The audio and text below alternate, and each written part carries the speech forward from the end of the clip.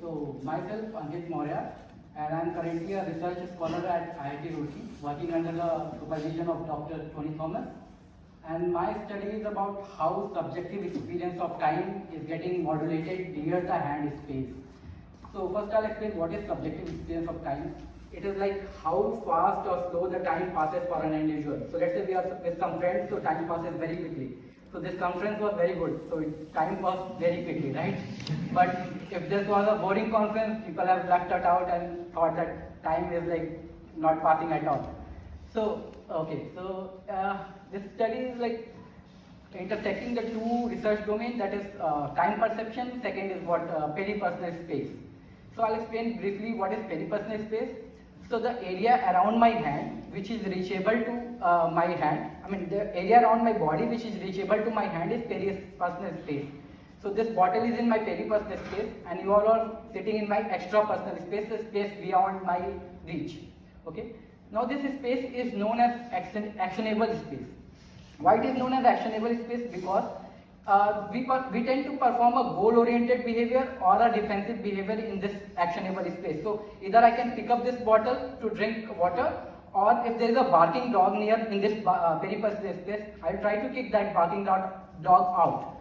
So that's why it's known as actionable space. Now this space is characterized by this anticipatory mechanism. What does it mean is that this motor system pre-activates before the actual event happens.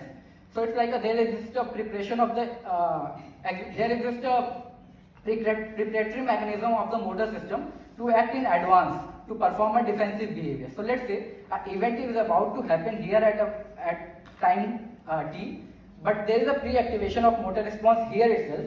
So there we are left with this extra time to perform action. Now that extra time allows us to allocate our more cognitive resources to perform a higher order cognitive function like perceiving emotion or doing a better on the memory task and all.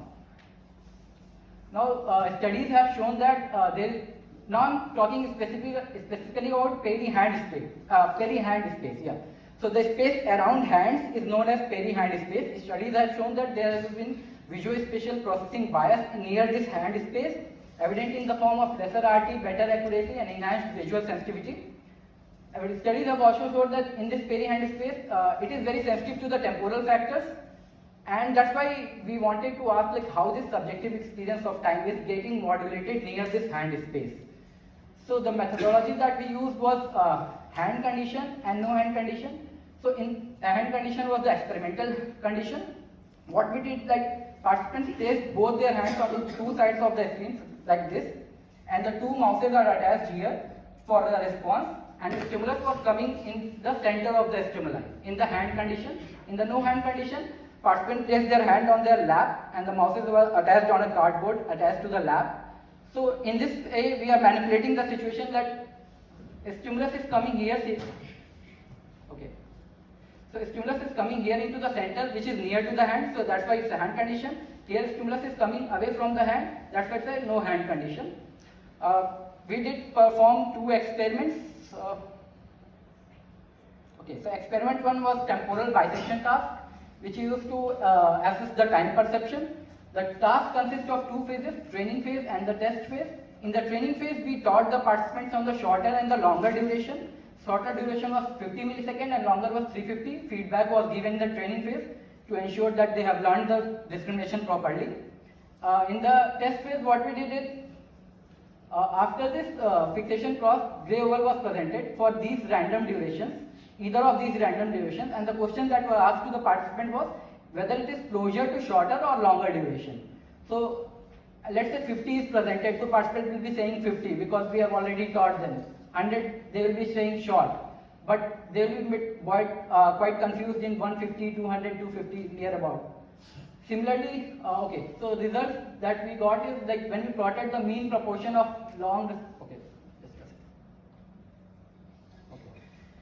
So when we plotted the mean proportion of long responses against the actual stimulus duration, we see that there is a shift of the psychophysical curves towards the left side for the hand condition relative to the no hand condition.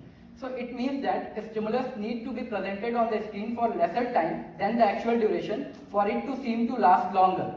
So the bisection point was less for the hand condition relative to the no hand condition. Okay, so from the experiment one, we got to know, okay, there is temporal overestimation in the hand condition. But what is the mechanism that is playing role behind this overestimation? So for that reason, we conducted the subsequent experiment that is known as experiment 2, verbal estimation task. Yeah, so this is verbal estimation task. The task is quite similar to the previous task, but the questions that were asked was different. So the task again consists of two phases. The only difference was here earlier it was used 350 millisecond, now it was used 450 millisecond. And in the test phase, we asked the question how long does the oval last. The durations were also changed, and the participants were asked to respond in the range of 50 millisecond to the 450 millisecond, as it was a verbal estimation task. So there were no response by the hand, rather they have to verbally respond. So let's say 100 is presented, they can say 80, 85, 125, 150, whatever they feel. So they are free with that. Results again showed that the mean verbal estimate for the hand condition was again longer than the no hand condition across all durations. So again we got the temporal overestimation effect. So okay, we got to know that okay, this hand effect is not just by chance. We cross validated with the another paradigm, and we got again the temporal overestimation.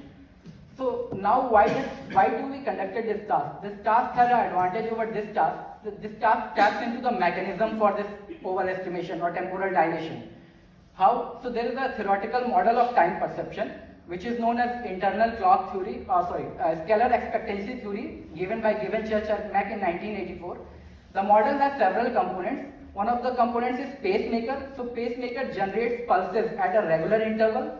Now there is another component called accumulator. So accumulator accumulates those pulses from the pacemaker, and there is a switch component between acting as a bridge between the pacemaker and the accumulator. So let's say a switch is closed, so that will allow the flow of pulses from the pacemaker to the accumulator. If it is open, it won't. Then there are two more components are there, short-term memory component and long-term memory component. Short-term memory component will store these intermediate duration, that is 100, 150, 200. 7 minutes are up. Sorry? 7 minutes are up. Just a second, I'll just continue. Okay, so long term will store the standard durations. Now there will be comparison between short term and long term, and based on that there will be temporal overestimation or dilation, underestimation. Now intercept, the model assumes that if there is slope difference, then the pacemaker component is playing role, and if there is an intercept difference, then the switch component is playing role. We did the slope and intercept analysis, we did not got any difference in the slope, but we got a significant difference between the intercept, here between hand and no hand condition, which possibly signifies that there is a temporal dilation seems to be due to changes in the attentional switch component, which is like mediated by the attentional mechanism and not to the pacemaker component. And yeah, this is my study. So more time available reflects that we can allocate more cognitive resources to perform a higher order cognitive function like perceiving memory, perceiving emotions or doing better on a memory task and all. Thank you.